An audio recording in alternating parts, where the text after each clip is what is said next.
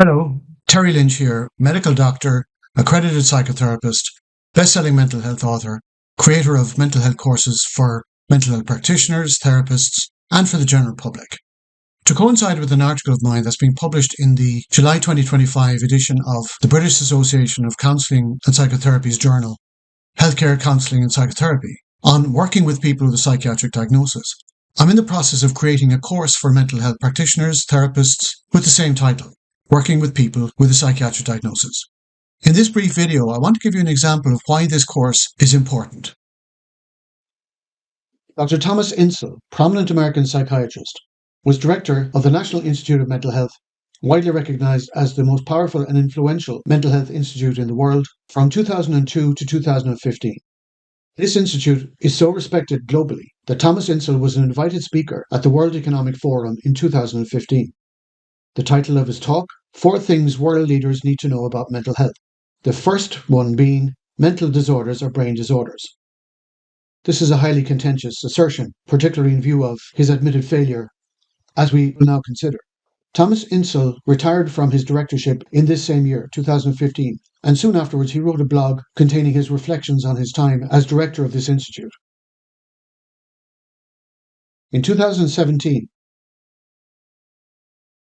psychologist Greg Enriquez wrote about Thomas Insel's blog of reflections, within which Thomas Insel wrote, I spent 13 years at the National Institute of Mental Health really pushing on the neuroscience and genetics of mental disorders. And when I look back on that, I realize that while I think we succeeded at getting lots of really cool papers published by cool scientists at fairly large costs, I think 20 billion.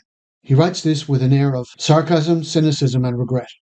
I don't think we moved the needle in reducing suicide, reducing hospitalizations, improving recovery for the tens of millions of people who have mental illness. I hold myself accountable for that. So $20 billion spent by this institute in his 13-year tenure, resulting in no improvements for the end user, the people they call patients, people given a psychiatric diagnosis. Greg Enriquez reflected, if this is not evidence that we need to stop reducing the human mind to the brain, I don't know what would be. Greg Enriquez is totally correct. Commenting on Thomas Insel and his institute's failure, Alan Francis, prominent American psychiatrist, the lead psychiatrist of the DSM-4, published in 1994, wrote in a tweet, My amplification of the National Institute of Mental Health Director's confession. 40 years of neuroscience, genetics research hasn't yet helped a single patient. There is a simple answer as to why this 20 billion resulted in no significant improvements for the people for whom this research is supposed to be for, people given a psychiatric diagnosis. And that simple reason is that they're looking in the wrong place. They're looking at neuroscience and genetics. They should be looking at trauma and psychology, but the medically dominated approach to mental health is biased in favor of biology and against trauma and psychology. It is this failure to recognize trauma and psychology that, in my opinion, is the primary reason why there is so little progress globally in mental health.